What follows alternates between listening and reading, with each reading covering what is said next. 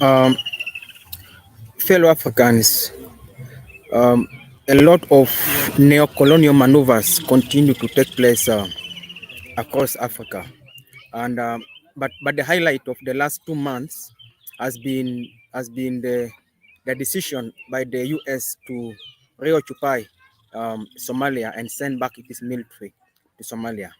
Now, this is obviously a continuation of the militarization of Africa that has been going on for years and years from way back. Now, one of the arguments that we are being told, of course, by the West, and the same excuse that they're giving for going back to Somalia, and not just Somalia, of course, we have a number of military bases across Africa. But for all of them, the excuse is always we are coming to fight terrorists. This time, the US is saying that they are coming to Somalia to fight Al Shabaab. The question anybody with common sense would ask straightforward is who has been fighting Al Shabaab in the last 2 years, ever since the US military was withdrawn from Somalia? So it obviously becomes suspect and lets us know that the sole objective of bringing back US soldiers to Somalia has got nothing to do with fighting Al Shabaab. In any case, uh, this is not the first time that we're having foreign military bases in Africa. In fact, they usually give us the impression that the presence of foreign militaries in Africa, whether it's for France, whether it is the British military, whether it is obviously the US military, is a recent phenomenon. Far from being true, the fact is that we have had foreign military bases in Africa from way back as early as the years of active colonialism. For example, the British had a military base in Zimbabwe in 1960s. France had a military base in Algeria. The British and the Americans had military bases in Libya. Which Al Shabaab were they fighting back then? Which Islamists were they fighting back then in the 1960s? So clearly, the issue of military bases in Africa has got nothing to do with fighting terrorists. So the question becomes, if that is the case, what then is the real intention of these foreign countries establishing military bases in Africa? And I want Africans to begin to have this kind of conversations because there are a number of repercussions for having military bases in Africa. Um, um, it serves us well to remember, anyhow, that our great Pan-Africanists of old actually confronted and spoke against and worked to eliminate foreign military bases in Africa.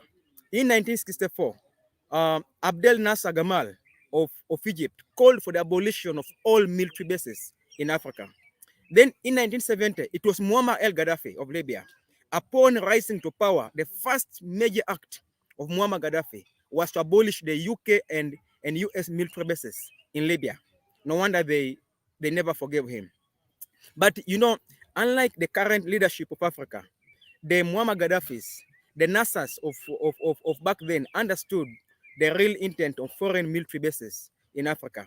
They understood, but perhaps the exact reason and the whole summary of it all was given by Kwame Nkrumah of Ghana.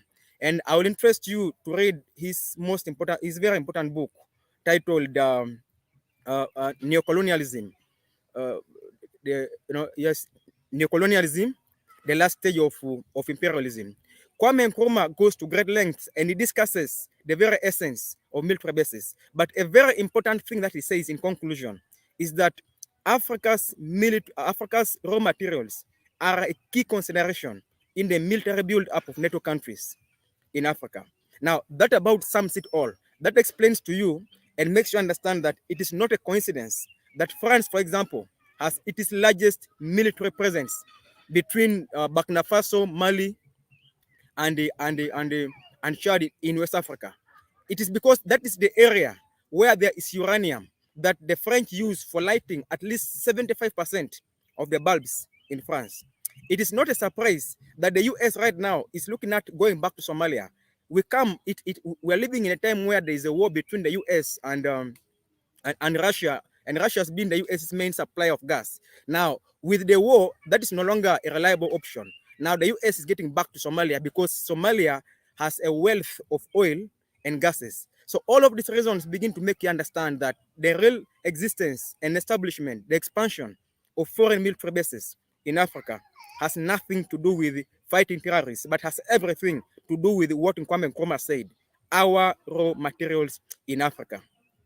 Now, a more recent example is actually in East Africa. In 2007, a large deposit of oil was discovered in the Lake Albert region. That is the area between the border of Uganda and the Congo. Now, from the moment of discovery, a large increase in militarization of that region where oil was discovered happened immediately. But to put it in perspective, we have a rebel group called the ADF that has been operating within the Congo since the early 1990s. But for all those years, the West has never paid attention until when this oil was discovered in 2007. And just recently, in 2021, around January, AFRICOM officers, that is the US military, visited the Congo and had what they told us was a meeting with the Congolese military. In that meeting, they told us they were simply having a security meeting. But predictably, about 2 months later, I think around March, the US State Department designated the ADF, that is the Allied Democratic Forces, as a terror organization and went as far as linking the ADF with ISIS. Now, anybody who has followed the conflict in the Congo will tell you that there is no link, absolutely no link between the ADF and ISIS. In fact, UN experts from the Congo have themselves publicly stated that there is no evidence to support the theory that there is a link between ADF and ISIS. So the question becomes, why is the US so desperate, and why has it gone ahead to try and link the ADF and the ISIS? The answer is very simple. Because it gives the US leverage and allows the US the opportunity to exploit the situation and increase its military presence in the Congo for the purpose of what I've already said, the oil that has been discovered, that's estimated at a massive 1.7 billion barrels. That is just about it. Indeed, right now, the area having the largest concentration of foreign militaries in Congo is in Beni, north of Kivu, and that's exactly the place where the oil was discovered.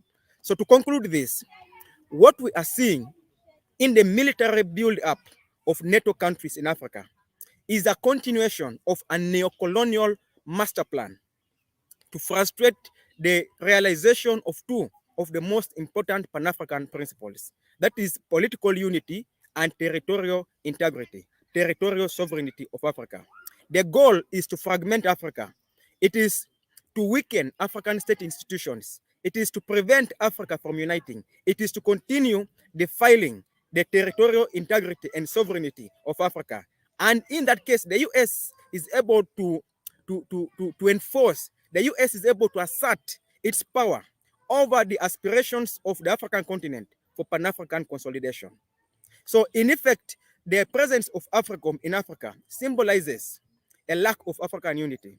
The presence of AFRICOM in Africa symbolizes a fragmentation. It symbolizes the abuse of our territories. And to sum it all, it enforces, and I want to emphasize this, it enforces the fragmentation and subjugation of the African people and African governments to US hegemony.